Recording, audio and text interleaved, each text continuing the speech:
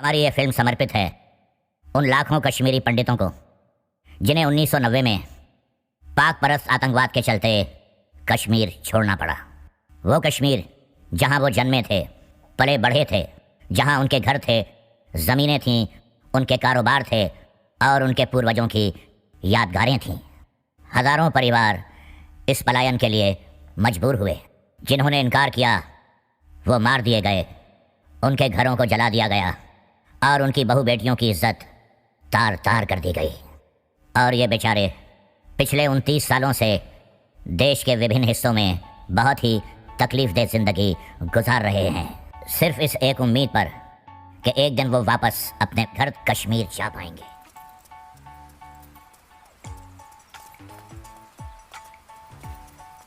बुरहान, तुम यहाँ क्या कर रहे हो? और ये सब लोग कौन है तुम्हारे साथ? घबरा मत नूरजहां, ये सब मेरे ही दोस्त हैं और मैं तुम्हारा इंतजार कर रहा हूँ कई घंटों से। वैसे गई कहाँ थी तुम? वो अमीना खाला की तबीयत नासाज थी, उन्हीं की इयादत करने गई थी। अल्लाह, कितनी शदीद ठंड है यहाँ। हटो बुरहान, जाने दो मुझे। खैर, मैं यूं ही इतने घंटों से तुम्हारा इंतजार नहीं कर रहा हूँ नूरजहां। कुछ कहना है तुमसे? सुन लो फिर चले जाना। बुझो? जी भाईजान। जब तक मैं अपनी महबूबा के साथ ऊपर हूँ कोई ऊपर नहीं आएगा। जैसा आप और वैसे ये क्या हिमाकत है? ये हिमाकत नहीं, मोहब्बत है नूरजहां।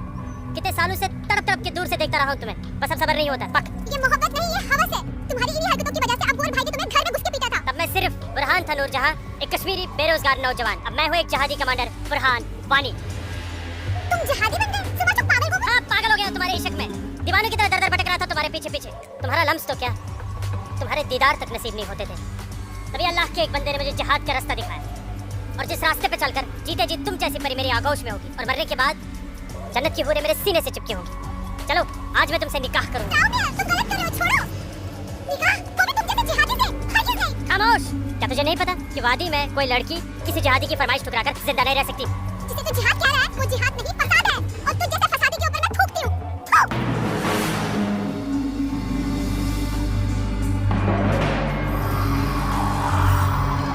ये तूने मेरे मुंह पर नहीं, अपने सुनहरे मुस्तकबिल पर थूका बदबख्त। अरे चाहता था मैं तुझे अपनी शरीक हयात बना रहा था, लेकिन अब तू मेरे बिस्तर की सीनत बनेगी। और मेरा जब तक दिल चाहेगा मैं तुझे अपनी रखेल बना के रखूंगा, और उसके बाद तू जहादियों का मन बहलाने के काम आएगी। अस्त्रावत से बिके।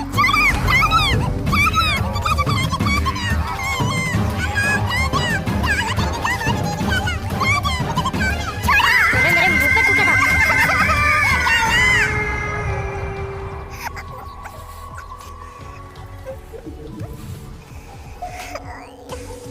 बुरहान, तूने मेरे साथ अच्छा नहीं किया। इसका अंजाम तू जरूर भुगतेगा।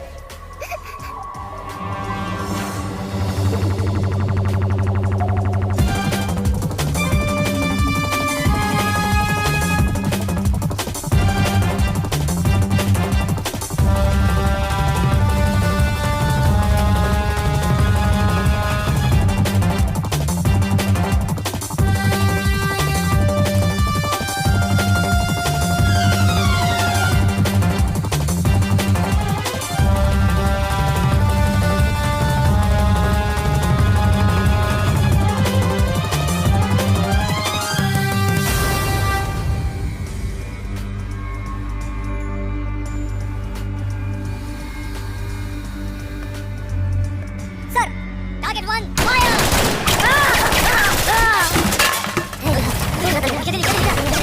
गोली के बाद क्या हुआ बुरा भाई? ठीक है, क्या नुकसान ना हो? क्या किया सुल्तान? या अल्लाह! अपने हाथ उठाओ और तैयारी करो। हाँ जी भाईजान। यूं बंदूक दियो। समझ गए। पकड़ो, पकड़ो।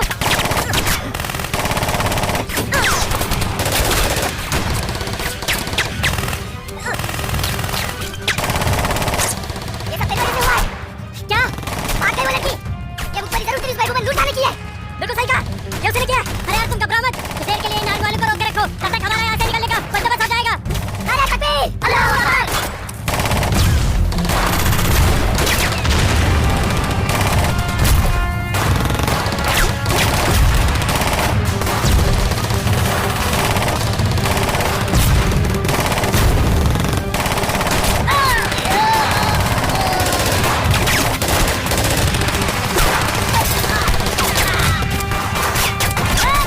अमन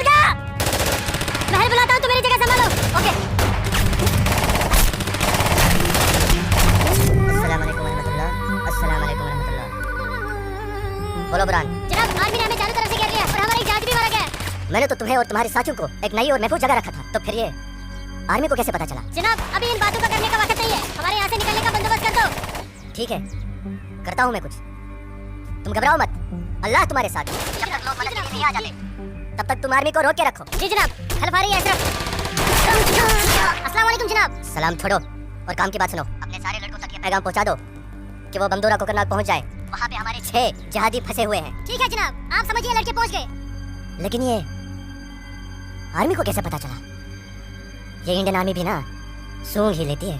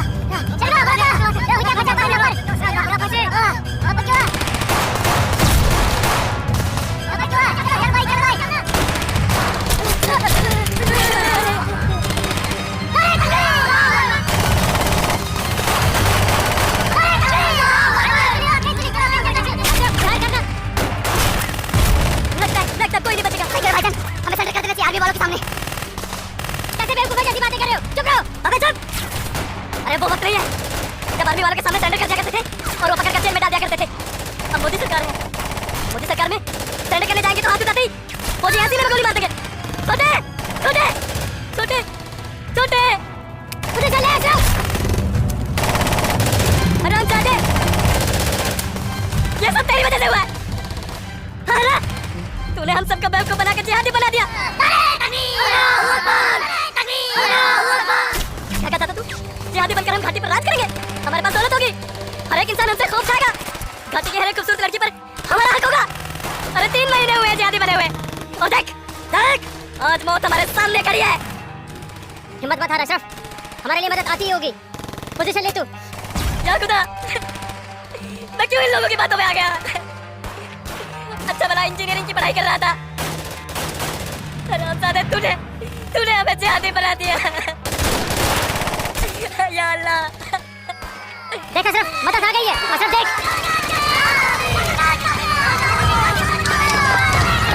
नाराए तकबीर, अल्लाहू अकबर।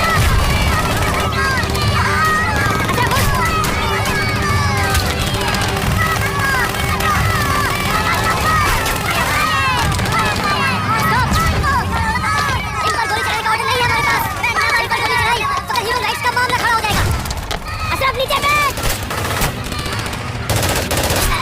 You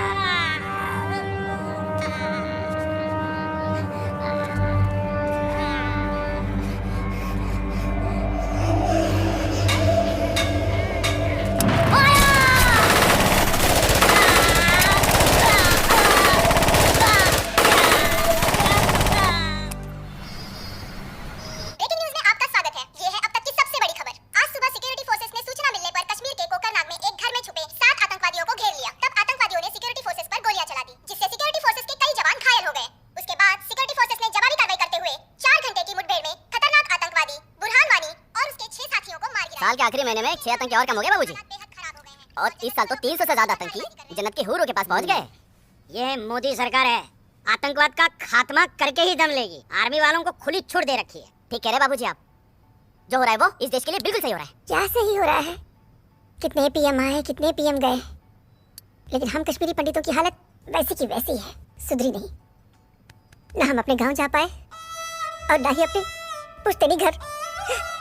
जाएंगे माँ, जरूर जाएंगे। मैं चलता हूँ माँ। नमस्ते नमस्ते बाबूजी। चलो बेटा, चलो डिम्पी।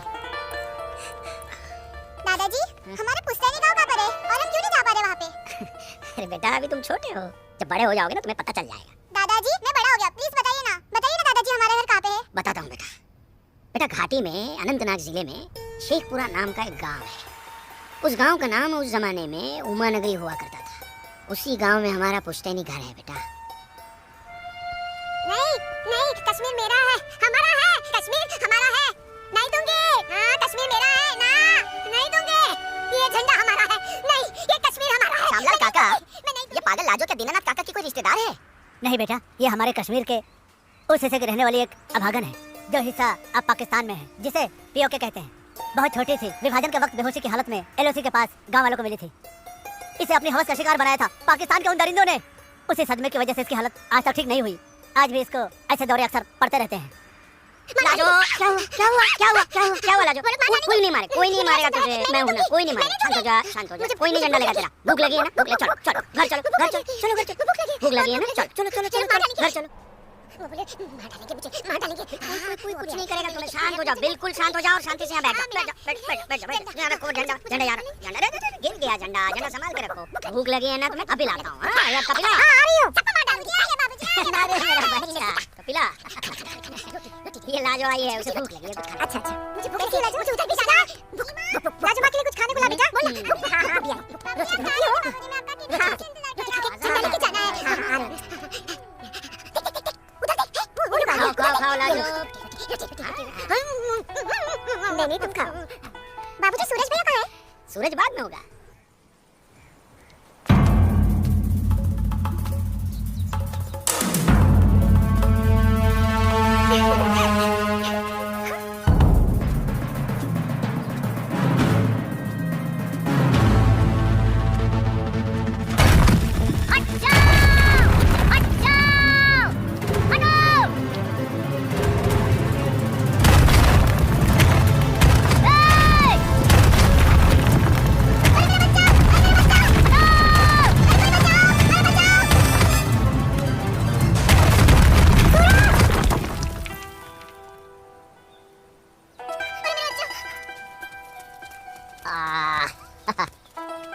बहुत बहुत शुक्रिया सूरज बाबू, आपने मेरे बच्चे की जान ऐसी कोई बचाई। बात नहीं, ये तो मेरा फर्ज था। आप संभालिए, शुक्रिया। तो ख्याल रखिए इसका। सूरज तुम ठीक तो हो? तुम्हें कहीं लगी तो यहाँ नहीं? लगी, कहाँ? यहाँ भी, क्या सूरज और तुमने? यहाँ तो बहुत जोर से लगी। आसमां आज क्या बहाना बना के आई? बस ऐसे ही हमेशा नमाज की पाबंदी बहुत जरूरी है। अच्छा सुनो, आगे से हमें बतौर खास फजर की नमाज, समझे ना? भाईजान तुम जाओ, मैं आता हूँ। ये मौलवी साहब की बात हमेशा सुना करो। अस्सलाम वालेकुम भाईजान। वालेकुम अस्सलाम। यहाँ क्या कर रही है? वो मैं बाग में अखरोट तोड़ने आई थी, लेकिन बाग वाला बाग में था इसलिए वापस लौट आई। फिक्र मत कर, बहुत जल्द ये बाग अपना होने वाला है। भाईजान दिन में ही ख्वाब देखने लगे आप? तू इसे ख्वाब ही समझ, लेकिन ये ख्वाब बहुत जल्द पूरा होगा, तू देखना। अब चल घर चल, हमें इंतजार कर रहे होंगे।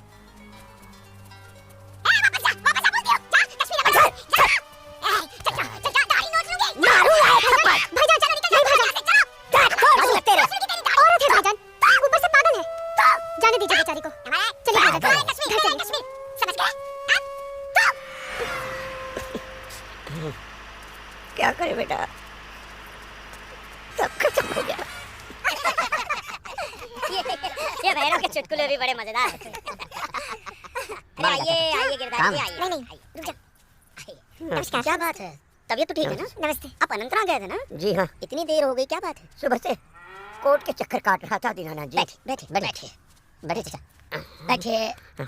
क्या हुआ फैसला? क्या होना था फैसला दीनानाथ जी, जो डर था वही हुआ। कोर्ट ने मेरी सारी जमीन उस मुस्तफा डार के नाम से कर दी, जो ठेके पर मेरा खेत जोतता था। कुछ नहीं बचा। अब ना तो वो जमीन हमारी रही चाचा जी, और ना ही वो जमीन का मुआवजा हमें मिलेगा। क्या करें अब हम? क्या कहूँ, कुछ नहीं कर सकते बेटा। हम हिंदुओं के खिलाफ ये नाइंसाफी धारा 370 की ही देन है। कश्मीरी पंडितों को बर्बाद करने के लिए ही बनाई थी। अब आप ही बताइए दीनानाथ जी, हमारे बच्चों के भविष्य का क्या होगा? गिरधारी जी संभालिए अपने आप को। काका ये धारा 370 क्या है? धारा 370 क्या है ये जानने के लिए 42 साल पीछे जाना होगा बेटा। अंग्रेजों ने टू नेशन थियरी के तहत हिंदुस्तान के 2 टुकड़े कर दिए, एक हिंदुस्तान और पाकिस्तान।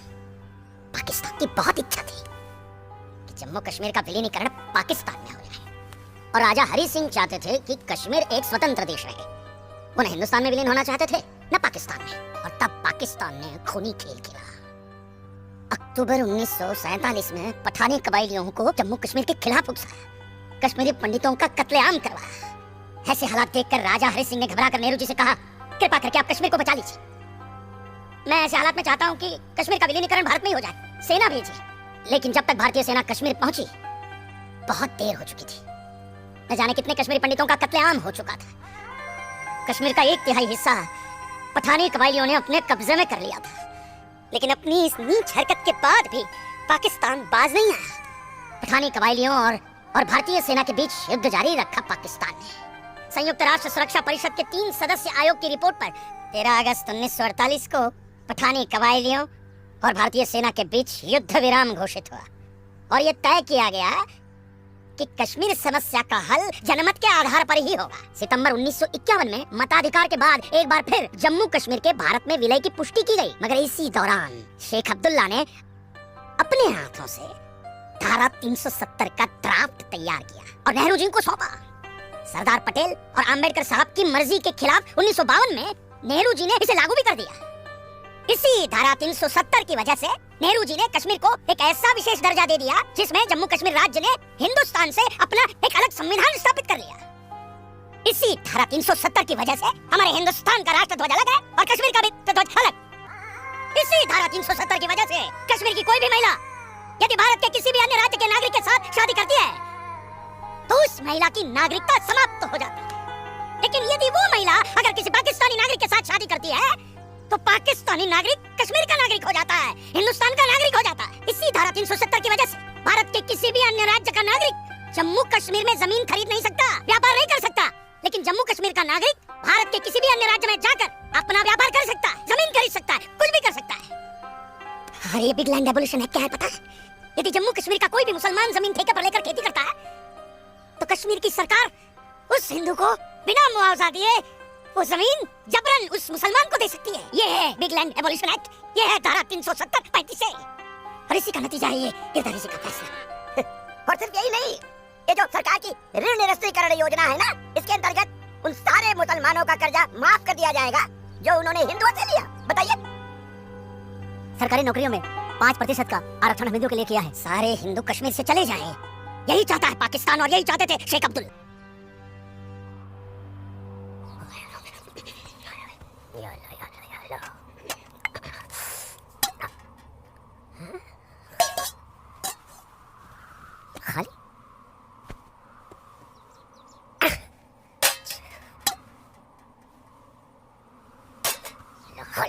एक रोटी नहीं सर, अल्लाह ताला सब ठीक कर देगा। अम्मी घर में रोटी है कि नहीं? घर के हालात देख रहा है तू? गाने वाले इतने सारे और कमाने वाले ये अकेले तेरे अब्बू। रोटी है कि नहीं? ए जबर, कितनी आसानी से पूछता है ना अपनी अम्मी से रोटी है कि नहीं। रोटियां कमाई जाती हैं, ना कि डिब्बों में हाथ डालकर मांगी जाती हैं। यही रहता है ना तू, इसी घर में रहता है ना तू। इल्म है कि कितने दिनों से तेरा ये बाप यहाँ बेरोजगार बैठा है? नहीं, आटा खत्म हो गया है, बस चंद दिनों के लिए थोड़े से चावल बचे। वो भी जमाने थे सलमा, जब हमारे हिंदू भाई बुला बुला कर हमको खेतों में काम दिया करते थे। और अब इस जैसे मुसलमान की वजह से वो हमसे नजरें चुराने लग गए। ऐ मेरे परवरदिगार, अगर तूने पेट दिया है तो खाना भी जरूर देगा और ऐसे मौजूदा हालात में मेरे शौहर को काम भी जरूर देगा। कैसे देगा काम और क्यों देगा काम? वो क्यों? हजारों सालों से हम जैसे मुसलमान हिंदू भाइयों के खेतों में काम करते चले आए और आज इस जैसे मुसलमान उनके खेत छीनने में लगे। जब उनके खेत छीने जाएंगे तो वो हमको काम देने में डरेंगे नहीं। जबरन किसी के खेतों पर कब्जा करने वाले को अल्लाह माफ करेगा। तू बड़ी काफिरों की तरफदारी कर रही है? हम मुसलमान जो कर रहे हैं वो ठीक कर रहे हैं। तो आप क्यों हाथ पर हाथ धरे बैठे हैं भाईजान? जाइए आप भी कब्जा लीजिए 2-4 खेत। मुझे छोटे मोटे खेत नहीं चाहिए, उमानगरी के सबसे बड़े अखरोट के बाग पे मेरी नजर है और अल्लाह ने चाहा तो कुछ दिनों में वो मेरे कब्जे में होके रहेगा। अरे शर्म कर ले, शर्म कर ले जब्बार, शर्म कर ले। शर्म से या तो तू डूब मर या कह दे अपने अब्बू से कि वो शर्म से डूबकर मर जाए। कब्जा बेटा, कब्जा ये जो लफ्ज है ये हमारे इस्लाम में है ही नहीं। हमारा मजहब क्या सिखाता है? इस्लाम यही सिखाता है कि आपस में बैर नहीं रखना है। इस्लाम तो अमन प्रस्त मजहब है। कब्जा, इस लफ्ज के बारे में सोचना भी गुनाह है। गुनाह और सवाब क्या है ये आप मुझे मत सिखाइए। मैं दिन रात उलेमाओं के साथ ही बैठता उठता हूँ। हाँ, दिख रहा है उलेमाओं के साथ की सोबत नजर आ रही है। बरखुरदार, सिर्फ लंबी दाढ़ी रख लेने से कोई मुसलमान नहीं बनता। दाढ़ी सुन्नत रसूल है। सुन्नत रसूल शादी भी है। शादी मैंने की थी, लेकिन वो बददीन निकली तो उसे तलाक दे दी। अरे कोई कमी नहीं थी तेरी बीवी में। इन मुल्लाओं के साथ रह रहकर ना तुम जिंदगी में कमा पाए, ना उसे खिला पाए, और फिर बड़ी आसानी से तुमने उसे तलाक दे दी। चेहरा देखा है अपने शीशे में? क्या थे तुम? हे गबरू जवान, हाँ, और क्या हो गए हो? हुलिया देख रहे हो अपना? छी छी छी छी छी। जमाल भाईजान, आ रहा हूं मैं। चलिए, खुदा हाफिज आप लोग को। बदसात, देख रही हो सलमा? देख रही हो इसको? अल्लाह बचाए इसको, और इसको इसकी सोच से अल्लाह बचाए। वालेकुम अस्सलाम। ईशा के बाद मौलवी साहब ने हम सबको बुलाया है। अच्छा जी भाईजान। चलिए हम लोग चलते हैं। बाकी साथियों को इत्तला कर दी? जी हाँ, जी भाईजान। हाँ, अब बाकी साथियों को इत्तला कर दीजिए, शाम को मिलेंगे और मिलिए मस्जिद पे मगरिब के बाद।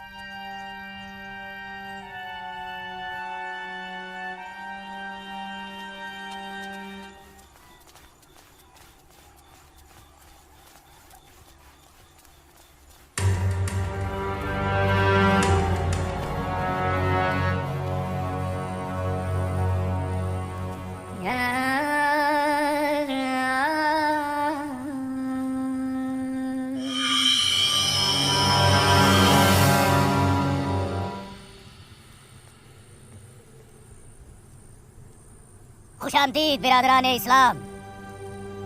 आप लोगों को जानकर खुशी होगी कि इस्लाम के सच्चे अलंबरदार पाकिस्तान के साबिक वजीरों की तरह मौजूदा वजीर आजम भी आपके इस खित्ते की आजादी के लिए दुआगो हैं और किसी भी किस्म की मदद के लिए भी तैयार है। हजरत, आपके जम्मू कश्मीर को नापाक काफिरों के चंगुल से बचाने के लिए हमने 1965 में और 1971 में हिंदुस्तान के साथ जंग लड़ी थी, लेकिन हमारी बदकिस्मती रही कि हम कामयाब नहीं हो सके। और दूसरी बदकिस्मती ये रही कि हमारे मशरकी पाकिस्तान को हमसे अलग करके हिंदुस्तान ने एक नया मुल्क बांग्लादेश खड़ा कर दिया।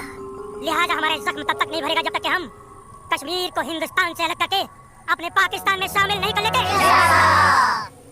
मेरे प्यारे मुस्लिम भाइयों, जैसा कि आप सब जानते हैं कि हम तादाद में कम हैं, इसलिए जंग की सूरत में हमारी हार तय है। इसलिए इस बार आपको सामने रहकर ये लड़ाई लड़नी होगी। हम पीछे रहकर आपकी भरपूर मदद करेंगे। तो आप हिंदुस्तान में ऐलान जंग कर दीजिए। लेकिन ब्रदर, एक बात याद रहे, कुछ लोगों के भागी होने से कुछ नहीं होने वाला। पूरे कश्मीरियों को एकजुट होकर हिंदुस्तान के खिलाफ ये लड़ाई लड़नी होगी, तब हम जीतेंगे। लेकिन जनाब, अगर कश्मीरी हिंदुओं ने इस बगावत में साथ देने से इनकार कर दिया तो? उनके पास इसके अलावा और कोई रास्ता भी नहीं है। धारा 370 की वजह से जम्मू कश्मीर के हिंदू घबराए हुए हैं और मुसलमानों का खौफ उनके दिल में बैठा है। इसलिए मुझे उम्मीद है, बल्कि यकीन है कि वो जरूर आसानी से हमारा साथ देंगे। और अगर किसी ने अपना सर उठाया तो हम उस सर को कुचलने की ताकत भी रखते हैं। माशाल्लाह, माशाल्लाह, आपका जोश देखकर हमारा दिल भाग भाग हो गया ब्रदर। शुक्रिया। अगर ऐसा ही जोश हर कश्मीर में भर जाए तो कश्मीर को आजाद होने में देर नहीं लगेगी। आमीन। होने वाले आजाद कश्मीर के बाशिंदों, अब हम आपसे इजाजत चाहेंगे। आज हमारे कमांडर साहब की सालगिरह है। वाह। और मौलवी साहब, आपको भी दावत है, आप भी हमारे साथ चल रहे हैं। आप भी तो देखिए हमारे पाकिस्तान के हुक्काम किस तरह से जिंदगी का लुत्फ लेते हैं। वाह। नाराए तकबीर, नाराए तकबीर। अरे गोविंद, सेब तैयार हो गए। और ये- सूरज। अस्मा, तुम यहाँ? हम तो 2 बजे मिलने वाले थे ना। सूरज, मुझे तुमसे बहुत जरूरी बात करनी थी, इसलिए दोपहर तक का इंतजार नहीं कर सकती थी। ऐसी क्या जरूरी बात थी? सूरज, कल मैं भाईजान का पीछा करते हुए मस्जिद गई थी। वहाँ मैंने देखा कि मौलवी साहब और 2 पाकिस्तानी उमा नगरी के मुसलमान लड़कों को हिंदुस्तान के खिलाफ बगावत के लिए भड़का रहे हैं।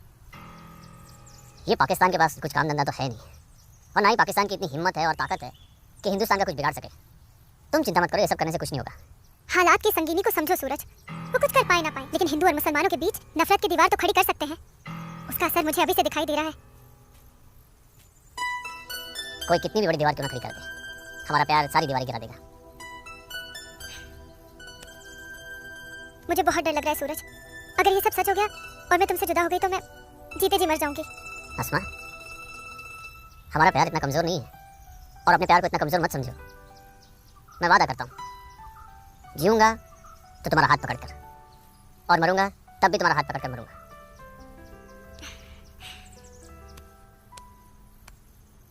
हर मुखबर पे जागे मदनू।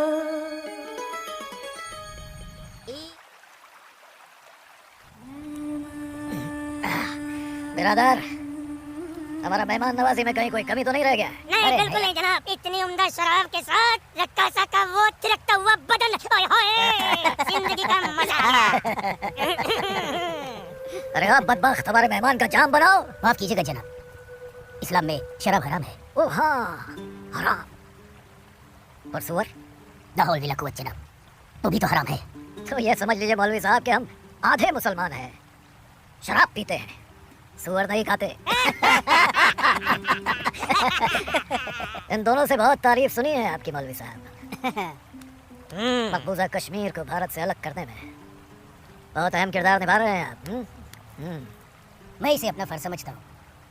आपने जम्मू कश्मीर के जो 10 गांव हमारे जिम्मे सौंपे थे, उन 10 गांव में हमने हिंदुस्तान के खिलाफ बगावत का भरपूर जहर भर दिया है। जी जनाब, कश्मीर के वो नौजवान मौलवी साहब की वजह से हमारे लिए कुछ भी करने को तैयार हैं। बहुत खूब, बहुत खूब, शाबाश। लाओ। हमारे सियासतदानों का मानना है कि अगर जम्मू कश्मीर के जवान लड़के कश्मीर की आज़ादी के लिए इंडिया से बगावत कर लें तो हिंदुस्तान की फौज उनकी बगावत को कुचलने के लिए जरूर आएगी। और ऐसे वक्त में अगर उनके पास ऐसे हथियार होंगे तो बगावत का रंग ही कुछ और आएगा। बिल्कुल ठीक फरमाया आपने जनाब, लेकिन हमें अपने मकसद में कामयाब होने के लिए बहुत सारे पैसे की भी जरूरत पड़ेगी। हाँ हाँ, आपकी उस ख्वाहिश का ख्याल भी रखा गया है। ये देखिए, जम्मू कश्मीर के तमाम बच्चों के लिए असला, बंदूक वगैरह खरीदना मुमकिन नहीं है, तो उनको तलवारें खरीद के दी जाए। उनकी तलवारों के लिए ये पैसा दिया गया है। लीजिए। और एक काम कीजिए, इसमें से आधा पैसा आप दोनों आपस में बांट लीजिए। जी बिल्कुल। और आधा मौलवी साहब को दे दीजिए। इनकी नजर इनायत भी हमारे लिए बहुत जरूरी है। जी जी, हक बनता है इनका, हक बनता है। लेकिन जनाब, जी बिल्कुल बिल्कुल। फिर तलवारें खरीदने के लिए पैसे कहाँ से बचेंगे? अरे अपनी जेबों का भी तो ख्याल रखना है। मत खरीदो, मत खरीदो तलवारें। इन बदबख्त कश्मीरियों की आज़ादी के लिए हम ही सब कुछ करें, वो अपनी कौम और अपने मुल्क के लिए 2 तलवारें तक नहीं खरीद सकते। ये कैसी बगावत है, लानत है। अरे सुन सुन, रुक जा रुक जा, रुक जा। मदरसे में अच्छी तरह पढ़ाई करना। अम्मी, मदरसे के साथ साथ इन्हें स्कूल भी भेजा करो। कभी जिंदगी में कुछ करना चाहेंगे तो स्कूल की पढ़ाई काम में आएगी। नहीं अम्मी, हम स्कूल में नहीं पढ़ने जाएंगे अम्मी। क्यों बेटा? हाफिज जी कहते हैं जहाँ काफिरों के बच्चे पढ़ते हैं वहाँ मत पढ़ा करो। सुना आपने अम्मी, छोटे छोटे बच्चों के जहन में कैसी नफरत भर रहे हैं ये लोग। ऐसे मदरसों में पढ़कर आखिर इनका मुस्तकबिल क्या होगा? नमस्ते कुल साहब। नमस्ते इस्लामुद्दीन, कैसे हो? ठीक हो दीनानाथ जी। बैठो। जी शुक्रिया। अरे ऊपर बैठो। जी नीचे क्यों बैठ रहे हो? जैसे आप कहें। अरे वो इस्लामुद्दीन है, तुम डरो मत। इस्लामुद्दीन कुछ नहीं करेगी वो। बैठो। कपिला, कपिला, ऐसे नहीं करते। ये अच्छा नहीं, ले जा। ये अच्छा नहीं। लाजो क्या कर रही है? या खुदा राम। अरे ये नहीं है, ये समझ लीजिए। मैं कैसे तुम समझ डरो मत, कुछ नहीं करोगे। उसकी बात का बुरा मत मानना इस्लामुद्दीन। तुम जानते हो वो दाढ़ी देखकर अपना आपा खो बैठती है। जानता हूँ जनाब, बहुत जुल्म हुआ है बेचारी के साथ। कहो क्या काम था? बस मालिक, वो आपके अखरोट की फसल की बात करने आया हूँ। इस साल कितना दाम दोगे? मैं क्या बताऊँ, पिछले साल 4 लाख दिए थे। हाँ, इस बार 50,000 और बढ़ा दीजिए। 50,000? नहीं बाबूजी, इस बार 7 लाख रुपए से 1 रुपया कम नहीं लेंगे हम। 7 लाख तो बहुत ज्यादा होते हैं सूरज बाबू। मैं क्या पूरा गाँव नहीं दे पाएगा? ना दे, मैं अपनी फसल खुद जम्मू की मंडी में लेकर जाऊंगा, वहाँ मुझे इसके दुगने दाम मिलेंगे। ठीक है, तो फिर मैं सोच के बताता हूँ। चलता हूँ जनाब। 7 लाख चाहिए इन्हें। बाबूजी, अगर ये 6.5 लाख रुपया दे तो ही हाँ करेगा, नहीं तो मैं तो जम्मू जा ही रहा हूँ। ठीक है। बाखुदा, कश्मीर में मुसलमानों की हालत दिन ब दिन खराब होती जा रही है। कहने को धारा 370 लगी हुई है, जिसमें मुसलमानों को हिंदुओं पे फोकी दी गई है, लेकिन भूखे सिर्फ मुसलमान ही मर रहे हैं। सच कह रहे हो इस्लाम भाई, ठेके पे खेत देना तो दूर, अब तो ये हिंदू हमें खेतों में मजदूरी भी नहीं करने देते। मजदूरी छोड़ो, अब तो वो लोग हमारे साथ खरीदो फरोख्त से भी गुरेज कर रहे हैं। दीनानाथ कौर के पास गया था मैं आज अखरोट की फसल खरीदने, लेकिन उसके साहबजादे ने साफ इनकार कर दिया। कहने लगा मैं अपनी फसल जम्मू की मंडी में जाके बेचूंगा। अगर यही हालात रहे तो अपने बच्चे तो भूखे मर जाएंगे इस्लाम भाई। इसीलिए तो आप लोगों को बुलाए हैं। सोचो आगे क्या करें। आप ठीक कह रहे हैं, कुछ तो करना पड़ेगा हमें। अल्लाह मालिक है। चाचा। हाँ बेटा, जम्मू वाली बस गई तो नहीं? अभी तो गई नहीं, बस आती ही होगी। अरे लाजोबा, जम्मू जा रहे हैं ना? हाँ जम्मू जा रहा हूँ। जम्मू भूख लगी? क्या खाओगे? क्या खाओगे? तू खाना मुझे भूख नहीं है, मैं खाना खा के आया हूँ। माँ को जानती हो ना, खाना खा के आया हूँ, भूख लगेगी जम्मू जाके खा लूंगा। हाँ ला जुम्मा जल्दी घर जा, माँ बाबूजी इंतजार कर रहे हैं। हाँ खा लूंगा, ओके बाय। आसमा आसमा तुम यहाँ क्या कर रही हो? मैं उस गोलगप्पे वाले को देख रहे हो? उसे ही देखने चली आई मैं।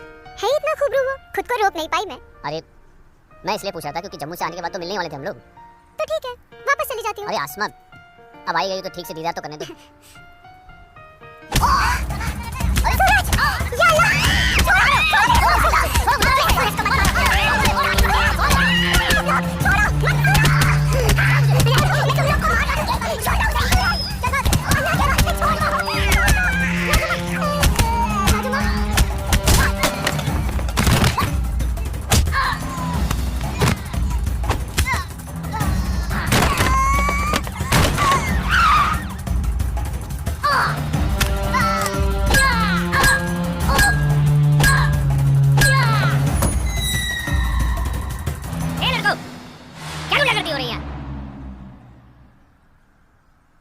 अब्दुल्ला खान के इलाके में सरेरा दंगा फसाद, इस मुल्क में कोई कायदा कानून है कि नहीं?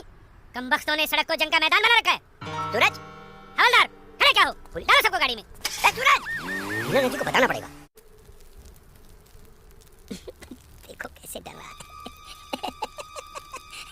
अरे इस्लामुद्दीन मैंने कहा ना तुमसे लाजो घर पर नहीं है, क्यों डर रहे हो?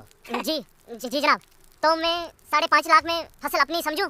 अब तुम्हें कैसे समझाऊं इस्लामुद्दीन, मैंने कहा ना तुम्हें सूरज अब बड़ा हो गया है, हा? फसल उसकी है, फसल को बेचने का हक भी उसी को है। अब वो जम्मू गया है, शाम तक लौटेगा, कल आकर बात कर लेना।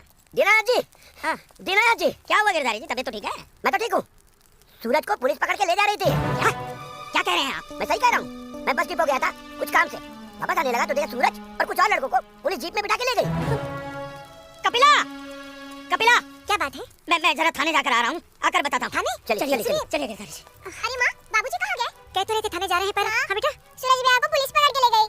हाय राम, और बाबूजी वहाँ पे ही गए। हे भगवान, मेरे सूरज को बचा ले।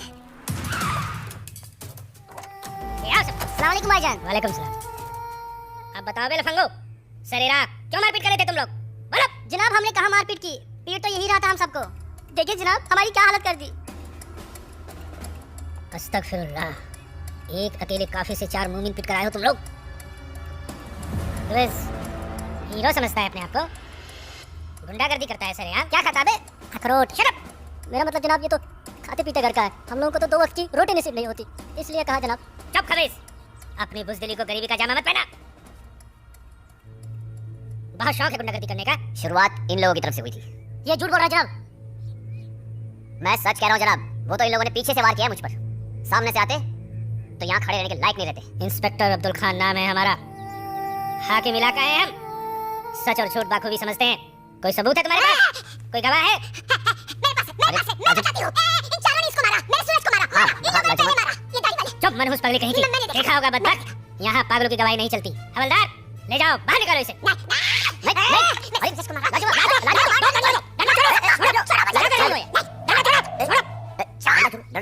माफ कीजिएगा दरोगा साहब, इसकी दिमागी हालत ठीक नहीं है, इसीलिए मैंने कहा था यहाँ पागलों की गवाही नहीं चलती। होशमंदों की गवाही तो चलती है ना जनाब। मैं आसमा बिनते अब्दुल लतीफ इस बात की गवाह हूँ कि इस नौजवान पर हमला पहले इन चारों ने किया। आप चाहे तो मैं तहरीरी बयान भी दे सकती हूँ। दीनानाथ जी ले जाइए अपने साहबजादे को और समझाइए इसे, दूसरा मौका मैं नहीं दूंगा। जी जाइए। कौन थी ये मोहतरमा? कहीं और तो नहीं मिली? बेरहमी से मारा है मेरे बच्चे को, देखो ना कैसे जख्मी कर दिया है। ठीक हूँ मैं ठीक हूँ लाडवा, ठीक हूँ।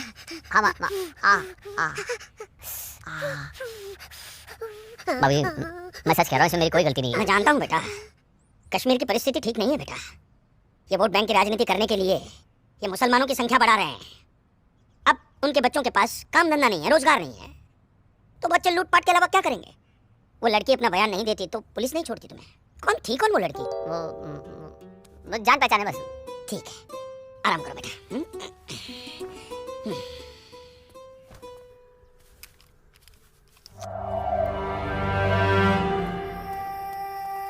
जनाब आदाब। अब्दुल जब्बार कैसे हो मियाँ? ठीक हो जनाब। ये दाढ़ी, ये टोपी, ये इस्लामी लिबास, माशाअल्लाह खूब जचते हो तो। शुक्रिया जनाब। यकीन नहीं आता कि वो मुझे लड़की तुम्हारी सगी बहन है। जनाब आप किसके बारे में बात कर रहे हैं? मैं कुछ समझा नहीं। मैं आसमा की बात कर रहा हूँ, तुम्हारी बहन आसमा की। कल उसकी गवाही की बदौलत 4 मुसलमान भाइयों को बड़ी बेरहमी से पीटने वाले एक काफिर को मुझे रिहा करना पड़ा। क्या नाम था उसका? सूरज, सूरज कौल। मुझे इल्म नहीं, कोई इल्म नहीं इसके बारे में। वो कल थाना आई थी उस काफिर के लिए गवाही देने। जनाब मैं अभी जाकर समझाता हूँ उसे। तहम्मल जब्बार मियां, तहम्मल। ये मसला गुस्से से नहीं, अक्ल से सुलझेगा। मौलवी साहब तो तुम्हारी पहचान वाले हैं ना? जी। वो इस्लाम का हवाला देकर समझाएंगे उसे, मुमकिन है समझ जाए। जी बेशक, इजाजत दीजिए। खुदा अल्लाह हाफ़िज़।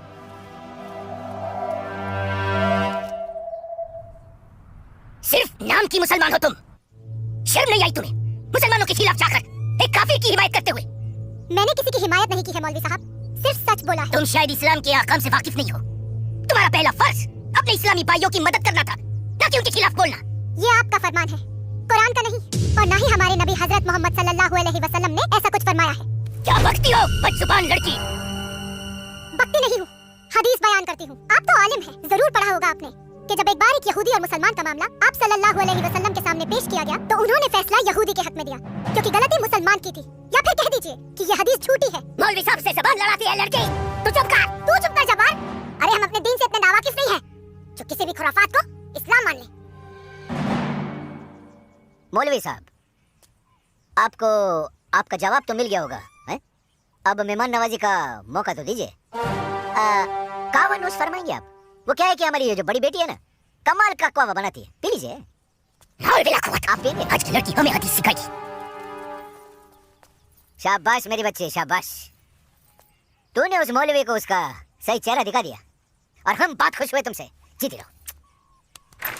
सु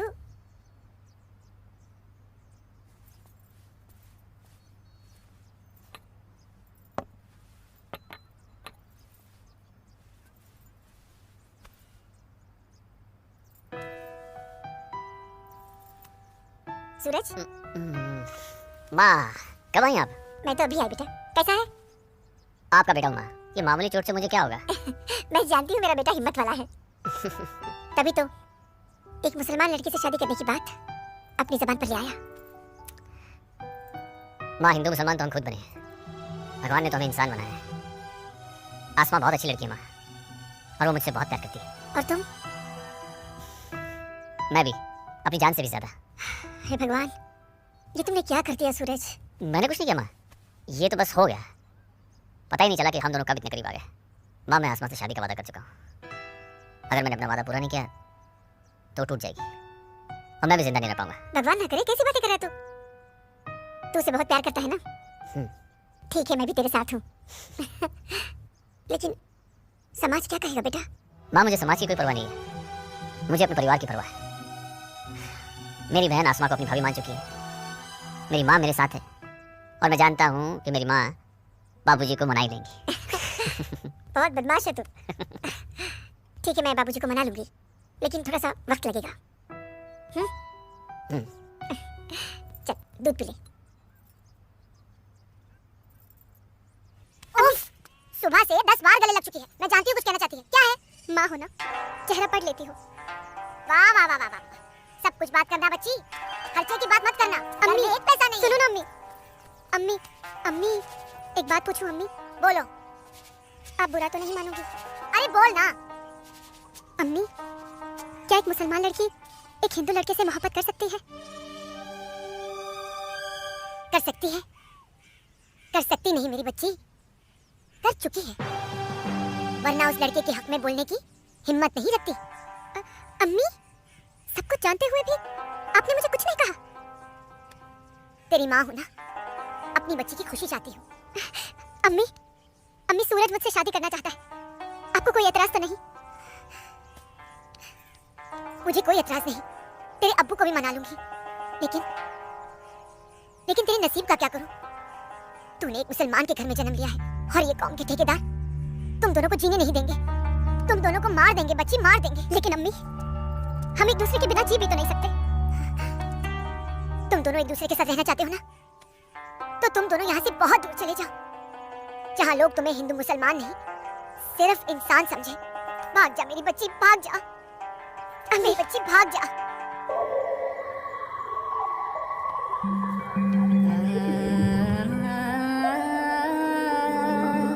मौलवी साहब आ गए।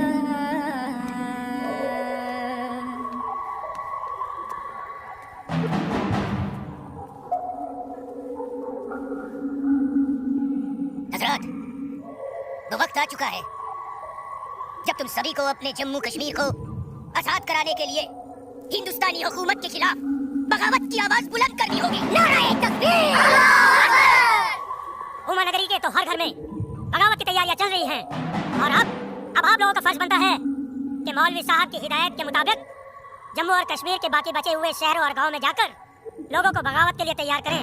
दोस्तों, हिंदुस्तान की सरकार तुम्हारी इस बगावत को कुचलने के लिए अपनी फौज जरूर लगाएगी और ऐसे हालात में उनसे मुकाबला करने के लिए आप लोगों को हथियारों की जरूरत पड़ेगी और ये रहे वो हथियार।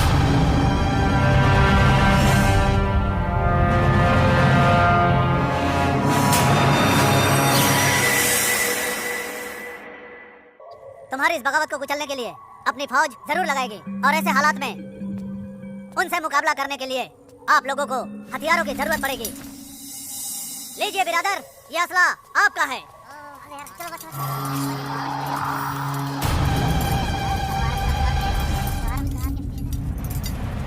सुनो मेरे बच्चों, इन असलों को एहतियात के साथ अपने पास छुपा के रखना। किसी को इनके बारे में कुछ भी पता नहीं चलना चाहिए। मेरे अजीजों, ये असले हमें पाकिस्तान की तरफ से मुहैया कराए गए हैं। पाकिस्तान जिंदाबाद! पाकिस्तान जिंदाबाद!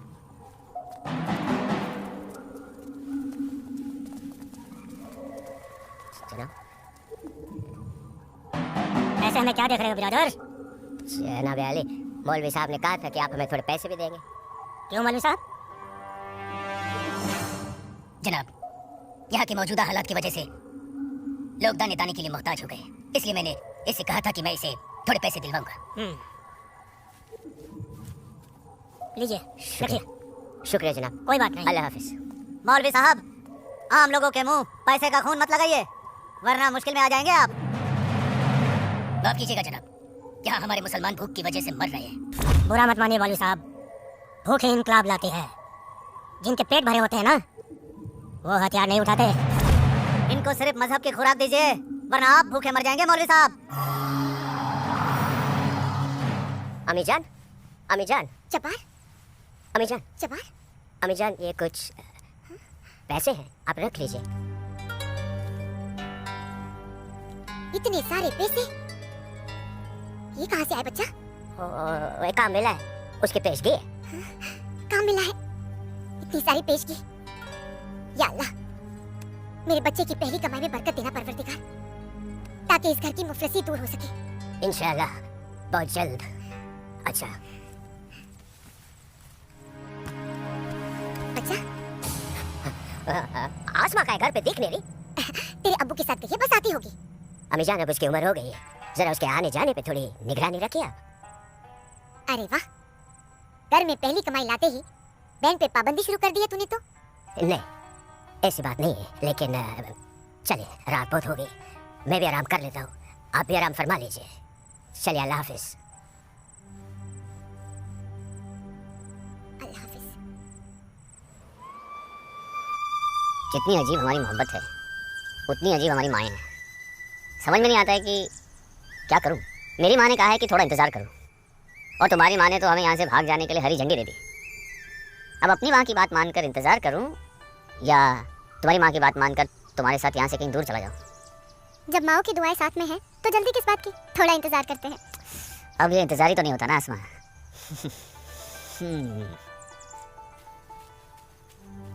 आसमा और इस काफिर के साथ? सुनो आसमा, करीब आओ जरा।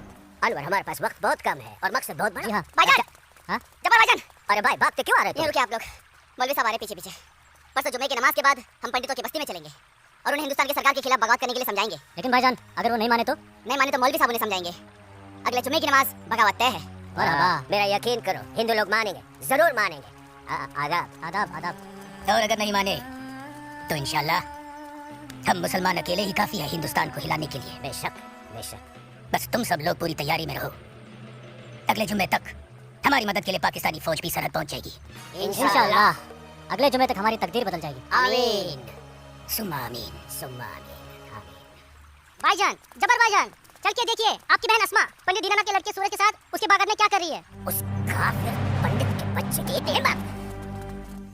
आज मैं अम्मी को बताकर आई हूँ, इसलिए जाने की कोई जल्दी नहीं, आराम से चली जाऊंगी। ये तुमने अच्छा किया, अम्मी को बता कर आई। भाईजान, तू यहाँ क्या कर रहा है मेरी बहन के साथ? ये तो अपनी बहन से पूछ। सूरज, तू चुप हो जा।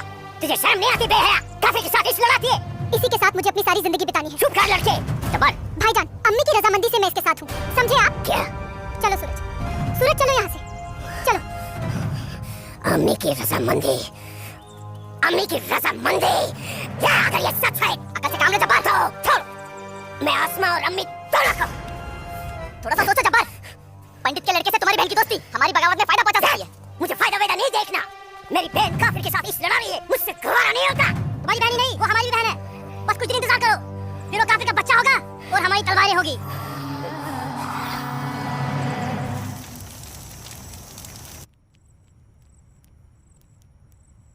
आसमा, आसमा, आसमा। जी अम्मी, मुझे बहुत डर लग रहा है बच्चा। क्यों अम्मी? तूने बताया था कि जब्बार ने तुझे और सूरज को देख लिया है, लेकिन घर आने के बाद उसने कुछ ऐसा महसूस नहीं होने दिया। मैंने उनसे ये भी तो कहा था कि आप इस बारे में जानती हैं, शायद इसलिए। नहीं आसमा, नहीं, इस बात पे तो उसे भड़क जाना चाहिए। वो मेरी पहली औलाद है, मैं उसकी नस नस से वाकिफ हूं बच्चा। मुझे उसकी ये बात बहुत डरा रही है। खैर, अल्लाह बड़ा कारसाज है, सब ठीक कर देगा। लेकिन तू सूरज से कहना कि जब्बार से खबरदार रहे। जी अम्मी। अच्छा, सो जा मेरी बच्ची, सो जा, सो जा। अरे पी ले ना, थोड़ी सी दवाई बची है, जल्दी से चल। अच्छा बच्चा, पी ले। क्या करते हो बेटा तुम भी ना? आज मैं सूरज भाई के साथ ही बाद में जाऊंगा, बाबूजी के साथ नहीं जाऊंगा। बाबूजी के साथ क्यों नहीं जाएगा तू? बाबूजी तो बाद में घूमते ही रहते हैं, फिर पेड़ के नीचे बैठ ही जाते हैं, मेरे साथ खेलते भी नहीं। ठीक है, तू आज सूरज भाई के साथ चले जाना, ठीक है? तुझे खेलने के लिए बाद में ही क्यों जाना है? यहाँ आंगन में नहीं खेल सकता? अच्छा बेटा, तू चले जाना ना भैया के साथ। ये लो। भैया इसे अपने साथ लेके नहीं जाएंगे। नहीं बेटा, तू भैया के साथ ही जाएगा। तू इसे क्यों तक कर रही है? जा, कोई काम नहीं है क्या? बाबूजी के लिए नाश्ता और चाय लेकर आ। जा ना, तेरे को तो मैं बाद में देखती हूँ। सूरज कहाँ है? वो नहा रहा है। अच्छा दीनानाथ जी, आइए आइए आइए गिरधारी जी, आइए। नमस्ते। नमस्ते गिरधारी जी। गांव के कुछ मुसलमान मौलवी साहब के साथ मिलकर हम लोगों के साथ कोई वार्तालाप करना चाहते हैं। आप जरा चल के देख लीजिए क्या बात है। ठीक है जी, मैं आता हूँ। ठीक है, चलिए चलता हूँ। आइए। माँ। हाँ, बाबूजी कहाँ गए? गांव के कुछ लोग आए थे, उनके साथ गए हैं। अरे तू एक काम कर, नाश्ता यहाँ रख दे, जब सूरज आएगा तो खा लेगा। तुझे तो मैं बाद में देखती हूँ। अरे चल ना, इसके पीछे पड़ी रहती है। आजा बेटा। मैं इस मजलिस में अपने तमाम कश्मीरी भाइयों का खैर मकदम करता हूँ और गुजारिश करता हूँ कि आज वो कौम, जात और मजहब से बलातर होकर मेरी फरियाद बागौर सुने। हम तमाम लोग जो बरुए जमीन जन्नत कहे जाने वाले इस खित्ते से ताल्लुक रखते हैं, सिर्फ कश्मीरी है। हिंदुस्तान हमारे कश्मीर को अपना गुलाम बनाना चाहता है। हालांकि हमारे कश्मीर का अपना अलग झंडा है, कानून है, मगर हिंदुस्तान जबरदस्ती अपना कानून हम पर नाफिज करना चाहता है। लेकिन हम ऐसा हरगिज नहीं होने देंगे। हमें अपने कश्मीर को हिंदुस्तान से आजाद कराना है। इसलिए बगावत ही एक ऐसा रास्ता है जो हमें हमारा हक दिला सके। लिहाजा आज हम सबको इस मजलिस से बगावत का ऐलान करना होगा। बोलिए मेरे भाइयों, आप लोगों का क्या ख्याल है? हम आपके साथ हैं मौलवी साहब। हम आपके साथ हैं मौलवी साहब। इंशाअल्लाह। माफ कीजिएगा मौलवी साहब, इस बगावत में हम आपके साथ नहीं है। क्यों दीनानाथ जी? बिल्कुल ठीक कह रहे हैं आप गिरधारी जी। मौलवी साहब, कश्मीर हिंदुस्तान से कभी अलग नहीं था। कश्मीर हिंदुस्तान का ही था, हिंदुस्तान का ही है और हिंदुस्तान का ही रहेगा। और एक बात सुन लीजिए, हम लोग खून खराबे और बगावत के हक में बिल्कुल नहीं है। और हिंदुस्तान के साथ रहने में हमारी भलाई है। बिल्कुल सही। हिंदुस्तान एक तरक्की पसंद मुल्क है और हम इस मुल्क के साथ रहकर तरक्की करना चाहेंगे। और अगर ऐसा हमने नहीं किया तो चीन, पाकिस्तान हमें जीने नहीं देंगे। समझ रहे हैं आप लोग? अब्बू अब्दुल लतीफ, हम यहाँ हिंदुओं को समझाने आए हैं, मुसलमानों को नहीं। मेरे हिंदू भाइयों, मेरी बात गौर से सुनिए। अगर हम हिंदुस्तान से अलग होते हैं, एक अलग मुल्क बनाते हैं, तो पाकिस्तान हमारी भरपूर मदद करेगा। वो पाकिस्तान जो अपनी आवाम का पेट नहीं भर पा रहा है, वो हमारी मदद करेगा, हमारे काम आएगा। और चीन तो वो अजगर है जो हिंदुस्तान से कश्मीर के अलग होते ही पूरे कश्मीर को साबुत निकल जाएगा। हम कभी हिंदुस्तान से अलग नहीं हो सकते, क्योंकि कश्मीर हिंदुस्तान का अहम हिस्सा है। कश्मीर को हिंदुस्तान का हिस्सा होने का क्या हक है? क्या फायदा क्या? अब सब एक बात कान खोल कर सुन लीजिए। अगर आपने हमारी मदद की तो ठीक है, वरना हम आपकी मदद के मोहताज नहीं है। बड़े हिमायती बनते हैं हिंदुस्तान के, लेकिन बहुत जल्द हम अपने कश्मीर को हिंदुस्तान के चंगुल से छुड़ा लेंगे, इंशाअल्लाह। बकवास बंद कर जब्बार। 1 मिनट, कश्मीर तुम्हारा नहीं है, कश्मीर हम पंडितों का है। कभी था, अब कश्मीर हमारा है। ऐसा ख्वाब भी मत देखिएगा, ख्वाब तो हम देख चुके बरखुरदार। अब बहुत जल्द उस ख्वाब की ताबीर को सच होता हुआ देखेंगे। वो दिन कभी नहीं आएगा। तो रोकेगा हमें? हाँ, मैं रोकूंगा। हाँ, मैं रोकूंगा।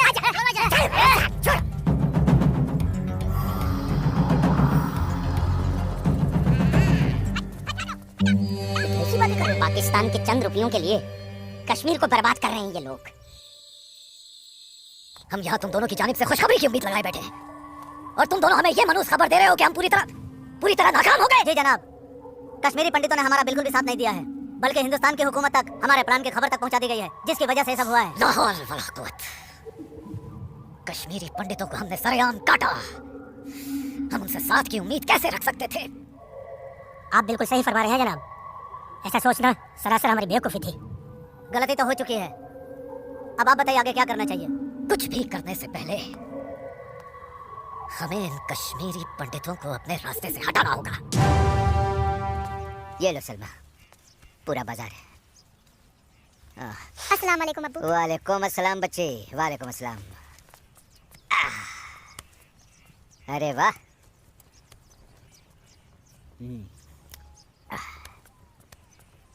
बैठो। अब्बू, हिंदुओं ने बगावत के लिए क्यों मना कर दिया? बेटी, ये जो कश्मीरी पंडित हिंदू होते हैं ना, ये बहुत समझदार होते हैं। ये अपना बुरा भला अच्छे से समझ लेते हैं, खून खराबे से तो बहुत दूर रहते हैं। पर न जाने हम मुसलमानों को क्या हो गया है। अल्लाह पाक ने कुरान करीम में फरमाया है कि जब कभी एक इंसान एक दूसरे इंसान का कत्ल करता है ना, तो वो एक इंसान का नहीं बल्कि पूरी इंसानियत का कत्ल होता है। मगर ये लोग पाकिस्तान के टुकड़ों पर पलने वाले मक्कारों की बातों में आकर अपनी दुनिया भी खराब कर रहे हैं और आकीबत भी। दुआ करो अम्मी, अल्लाह इन्हें सच्चा मुसलमान बनने की तौफीक अता फरमाए। बगावत तो पूरी तरह से दबा दी हिंदुस्तानी सेना ने। गिरधारी जी, हिंदुस्तान के खिलाफ बगावत करना इतना आसान नहीं है गिरधारी जी, जितना पाकिस्तान समझ रहा है। नमस्ते दरोगा जी। आदाब। नमस्ते। आदाब आदाब। कैसे मिजाज हैं? मैं ठीक हूँ, आप कैसे हैं? मैं भी ठीक। शरीफ है, शुक्रिया शुक्रिया। इलाके में सब अमन चैन तो है पंडित जी? कहीं कोई परेशानी तो नहीं? नहीं, अब फौज आ गई है तो सब ठीक ही हो जाएगा।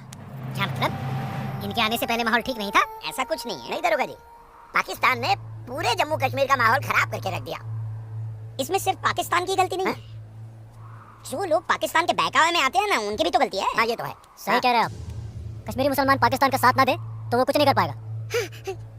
मुसलमानों को भारी तादाद में हथियार बांटे पाकिस्तान ने। क्या कह रहे हो बरखुरदार? तुम चश्मदीद गवाह हो? तुम्हारे पास कोई सबूत, कोई पुख्ता जानकारी? अगर नहीं तो अफवाहें फैलाकर घाटी का माहौल खराब करने की हिमाकत न करें आप। मैं कोई हिमाकत नहीं कर रहा हूँ जनाब। और अगर मैं चश्मदीद गवाह होता तो अपनी जान पर खेलकर भी उन्हें ये काम नहीं करने देता। आप उनके घर की तलाशी तो लीजिए जनाब, हथियार जरूर मिलेंगे। लोगों के घरों की तलाशी लेने का ऑर्डर नहीं है मेरे पास, उसके लिए मुझे सर्च वारंट लेना होगा। नहीं, वैसे भी फौज के आने के बाद किसी ने भी अपने घर में हथियार तो नहीं रखे होंगे, कहीं आसपास छुपा दिए होंगे। आप इत्मीनान तो रखिए पंडित जी, हम हैं ना। चलते हैं।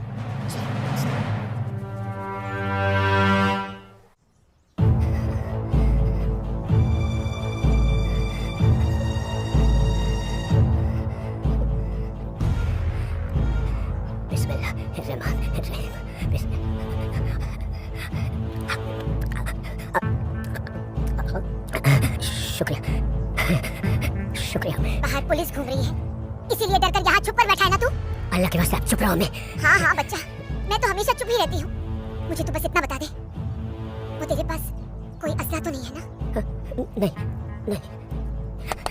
या अल्लाह। देख कौन है?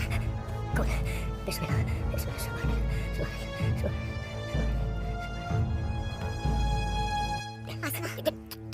तो घर में क्यों नहीं थी? अब तक कहाँ थी तू? देखने गई थी कि आप लोग करने क्या वाले हैं। फौज आई तो दुम दबाकर भाग आए घर में भाईजान। अब छुप कर क्यों बैठे हैं? जाइए जाकर बगावत कीजिए। तू चुप हो जा। खुदा का वास्ता आपको भाईजान, मत पड़िए ऐसे शिकम परवर मुल्लाओं के चक्कर में जो इस्लाम जैसे अमन पसंद मजहब के नाम पर बदअमनी फैलाकर आग में झोंक देना चाहते हैं हमारे कश्मीर को।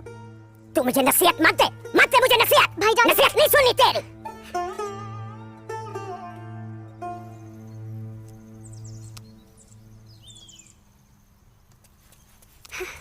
सूरज, आसमा, सूरज, सूरज, मुझे बहुत डर लग रहा है सूरज।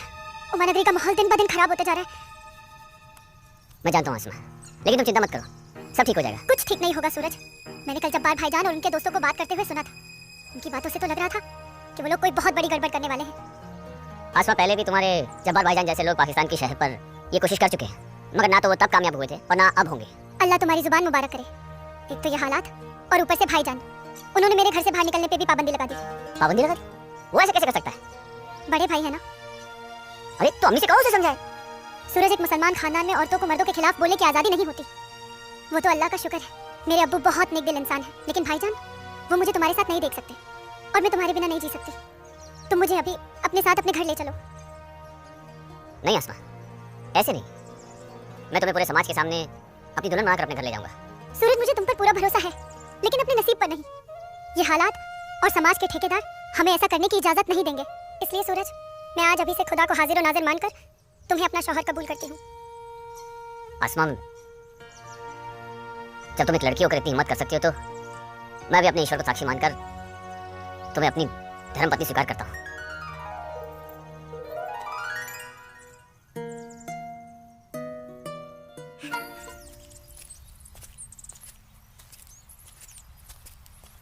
सूरज, तुम्हारे साथ ये खूबसूरत पल बिताने के बाद तो अब मुझे मरने का भी गम नहीं होगा। आसमा, अभी तो हमारी नई जिंदगी शुरू हुई है, मरने की बात क्यों कर रही हो? ऐसा नहीं हो सकता कि तुम मुझे अभी अपने घर ले चलो? क्यों नहीं हो सकता? लेकिन माँ कहेंगे कि बहू के स्वागत की तैयारी भी नहीं करने दी तूने, और फिर तुम्हारी अम्मी के भी तो कुछ अरमान होंगे। आसमा, तुम आज अम्मी से जाकर कह दो बहुत जल्द आ रहा हूँ तुम्हारे घर लेने तुम्हें।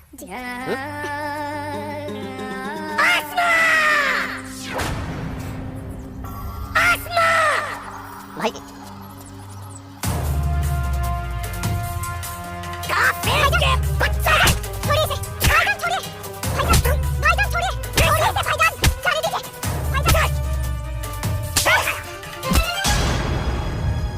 बस भाईजान, अभी आपकी बहन से पहले मेरी बीवी है।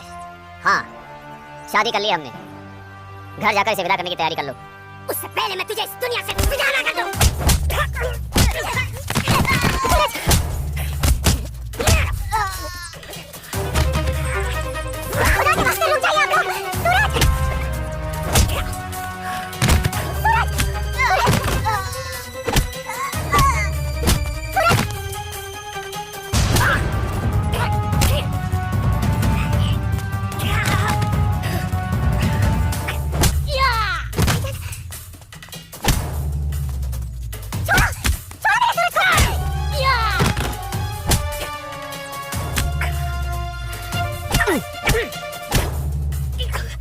भाईजान बोला था तुझे, इज्जत रास नहीं आएगा तुझे। साला है तू मेरा, तमीज में रहना।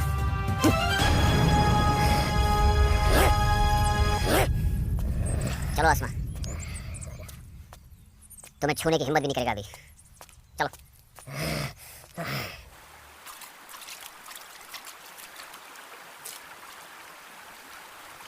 अस्सलाम वालेकुम मौलवी साहब। वालेकुम अस्सलाम। गांव में हिंदुस्तानी फौज आ गई है।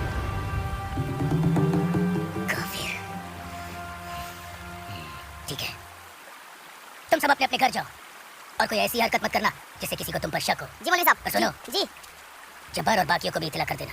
जी जनाब, खुदा हाफिज।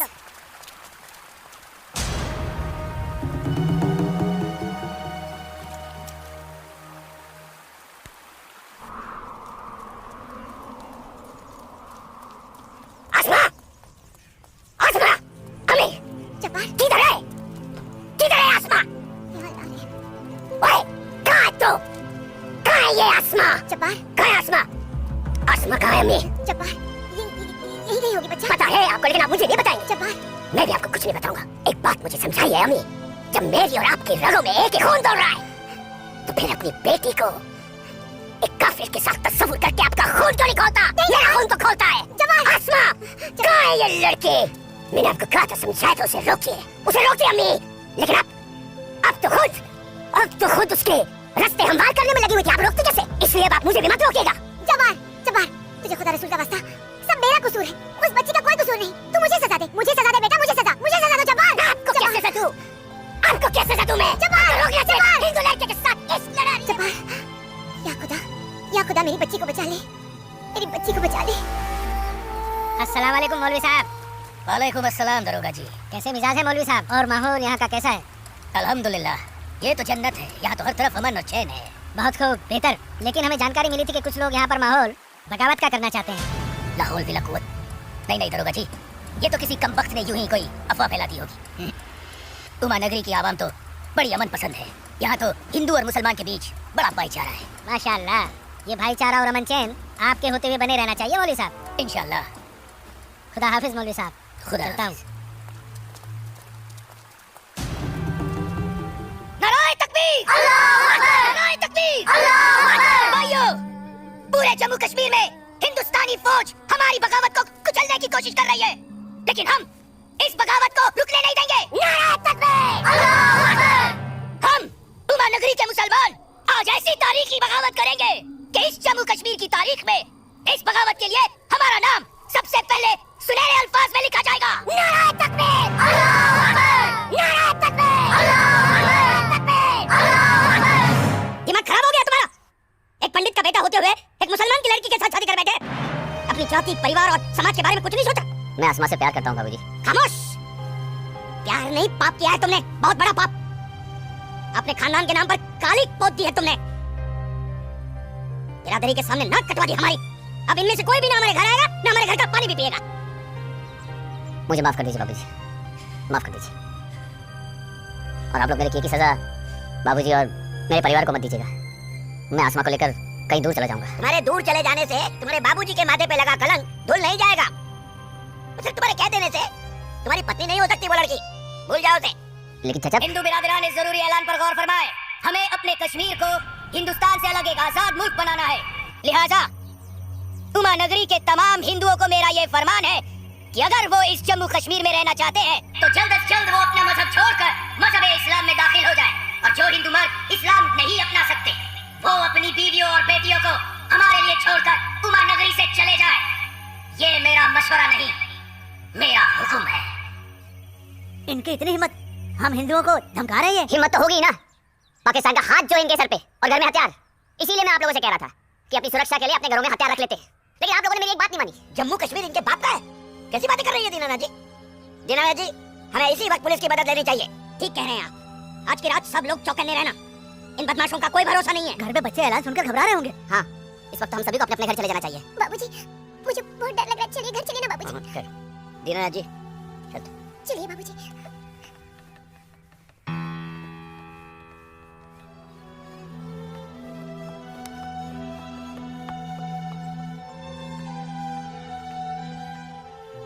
बेटा, इनकी बातों का बुरा मत मानना। तेरी माँ तेरे साथ है। कश्मीर के हिंदुओं को आगाह किया जाता है, उन्हें कल सुबह तक की मोहलत दी जाती है। अगर उन्होंने हमारी बात नहीं मानी तो कश्मीर में कत्लेआम होगा। अल्लाहू अकबर। अम्मी, अब्बू, अब्बू, अब्बू, आपने सुना? ये आवाज तो भाईजान की है। अल्लाहू अकबर। यकीन नहीं होता कि मेरी औलाद है। अल्लाह, क्या कमी रह गई थी मेरी तरबियत में। अब्बू, अब्बू जाइए ना, रोके ना भाईजान को। नहीं बेटा, तुझे क्या लगता है मेरे रोकने से वो रुक जाएगा? हरगिज़ नहीं। वो तो ऐसे शिद्दत पसंद लोगों के हाथ की कठपुतली बन चुका है जिनके आगे मुझ जैसा शरीफ सीधा साधा मुसलमान कुछ नहीं कर पाएगा, कुछ नहीं। और इसका अंजाम तो सिर्फ खुदा जानता है। अब्बू, लेकिन अगर उन्हें रोका ना गया तो वो पूरे उमा नगरी को तबाह कर देंगे। गलतफहमी है बेटी तुझे। बेटा, पूरा उमा नगरी नहीं बल्कि पूरी घाटी। या अल्लाह, इन लोगों ने इस फसाद को जिहाद का नाम देकर सीधे साधे मुसलमानों को वर्गलाया है। चारों तरफ नफरत और दहशत फैला दी गई है। अब होगा कत्लेआम, अब कटेंगे सर। या अल्लाह, सर हिंदुओं के, धड़ मुसलमानों के। आग लगेगी घाटी में, जलेगी हमारी घाटी। कई खिड़की के बाहर अमन और कई खिड़की के बाहर शांति। अब चलेगी घाटी, अब रोएंगे हम, रोएंगे हम। जनाब, इंशाल्लाह हम अपने मकसद में कामयाब हो जाएंगे। जिस तरह से मौलवी साहब काम कर रहे हैं, हमें तो लगता है कि हिंदुस्तान की तबाही तय है। और वैसे भी मौलवी साहब, अस्सलाम वालेकुम जनाब। वालेकुम अस्सलाम। अरे वाह वाह वाह मौलवी साहब, आपके चेहरे की चमक बता रही है कि आप कामयाबी के बहुत नजदीक हैं। जी वाकई में आपका अंदाजा बिल्कुल दुरुस्त है। बस आज की रात जी ले फिर चैन से। आप देखिएगा कल सुबह का सूरज वो आग उगलेगा। खुदा कसम हिंदुओं की कई नस्लें उसकी आंच महसूस करेंगी। जनाब, मैं खुद अपनी आंखों से देखकर आ रहा हूँ। मौलवी साहब के मुरीद पूरी तरह से तैयार हैं। हमने उन्हें भरपूर असला और पैसा दे दिया है। कश्मीर की आजादी के लिए कल ना तो अपनी जान देने से पीछे हटेंगे, ना ही किसी की जान लेने से। बहुत बहुत खूब मौलवी साहब, काबिल-ए-दाद काम किया है आपने। कितनी अच्छी खबर लाए हैं आप। जी चाहता है आज रात भर शराब पी जाए, रात भर। लेकिन नहीं, अगर रात भर शराब पिएंगे तो सुबह जल्दी कैसे उठ पाएंगे और भारत की बर्बादी की खबर जल्दी कैसे सुनेंगे। इसलिए शराब पीने का प्रोग्राम मुलतवी किया जाता है। आज की रात गुलाम अली की गजलें गाते हैं। क्या था वो? हंगामा है क्यों बरपा, थोड़ी सी जो पी ली है।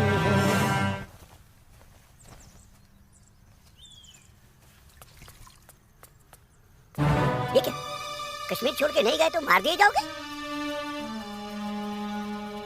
ये देखो दीनानाथ जी, दीनानाथ जी। हैं? गिरधारी जी, आप सब लोग यहाँ? क्या बात है, क्या हुआ?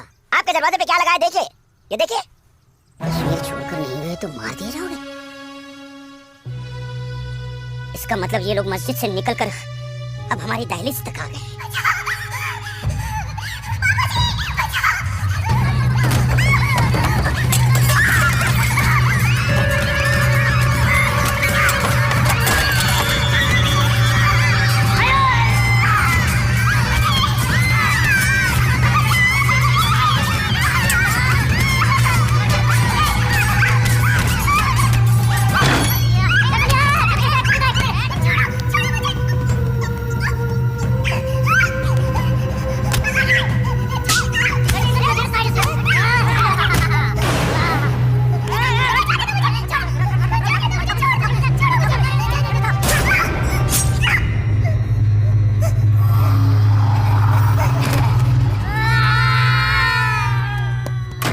क्या हुआ बाबूजी?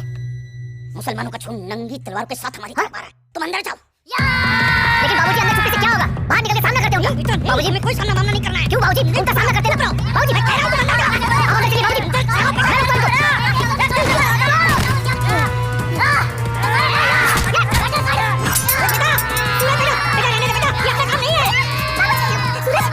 बाबूजी आप माँ इसी तरह को लेकर किसी के रास्ते से निकल गए।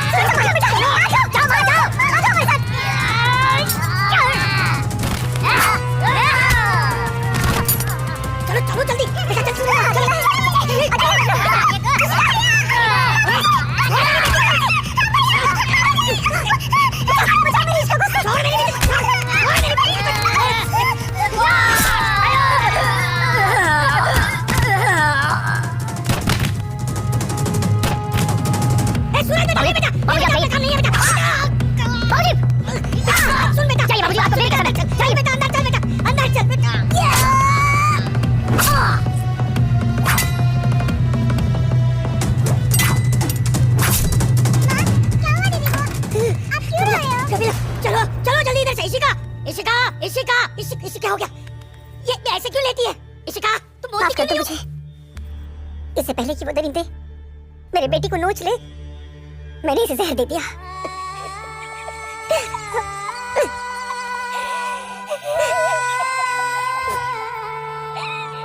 बच्ची मुझे माफ कर दे। मुझे माफ कर दीजिए। कबिला चलो यहाँ से। सूरज कहाँ है?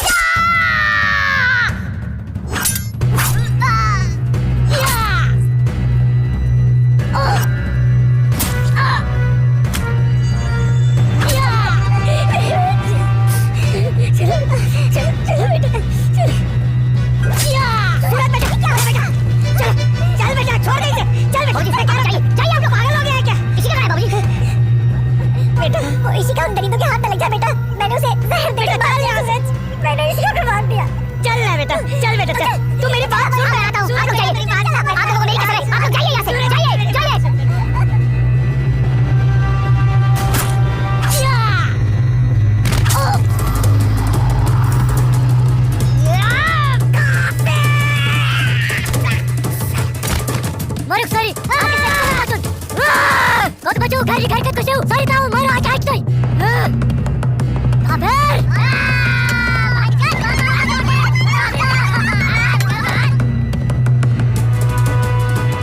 पूजा बेटा पूजा पूजा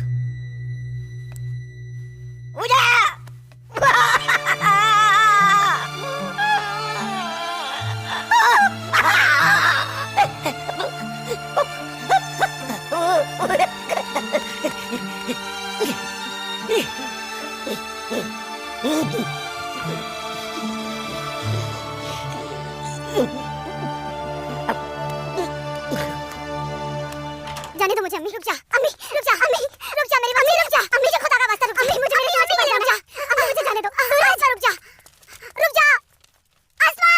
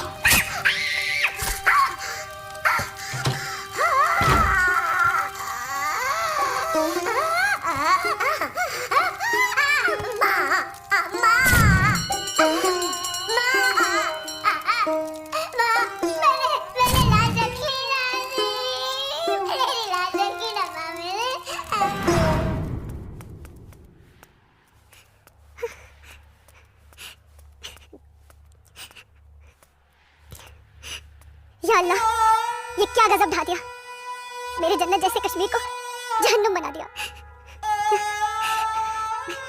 ये लाशें मेरे अपने ही लोगों के साथ मेरे अपने ही लोगों का ये सलूक सूरज सूरज सूरज या अल्लाह मेरे सूरज को नहीं नहीं सूरज मैं आ रही हूँ सूरज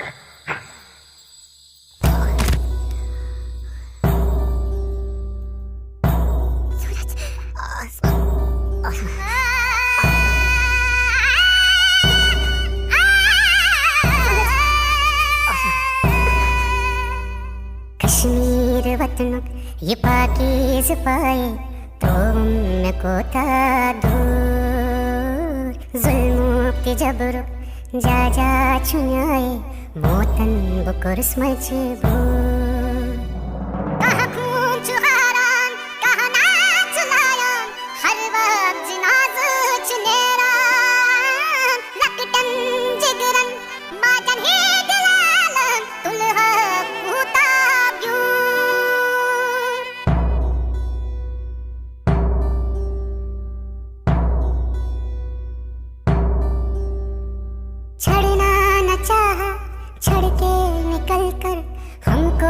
जाना पड़ा, इतनी लगन जन्नत से मेरी रो रो के दूं मैं सदा। गाहे बंदिश मंस गाहे जब उलझूं मौसूम करके कबूल, मजलूम आसिफ क्या क्या मैं सब दूं वनकस वनुंचुम फुजूल।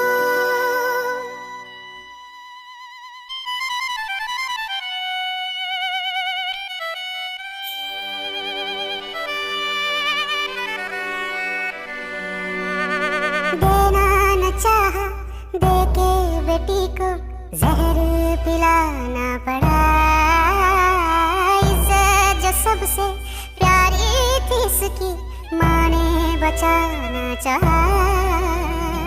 कहाँ खून चुहारान कहाँ नाच लायान, हर वक्त जनाज़ चुनेरान, रकटन जिगरन माजन ही दिलालन दुल्हा कूताब्यू। कश्मीर वतनुक ये पाकीज़ पाए तुमको था। मैं वादा करता हूँ जीऊंगा तो तुम्हारा हाथ पकड़कर, और मरूंगा तब भी तुम्हारा हाथ पकड़कर मरूंगा। जा जा छुन्याए मोतन बुकुर्स मजबू।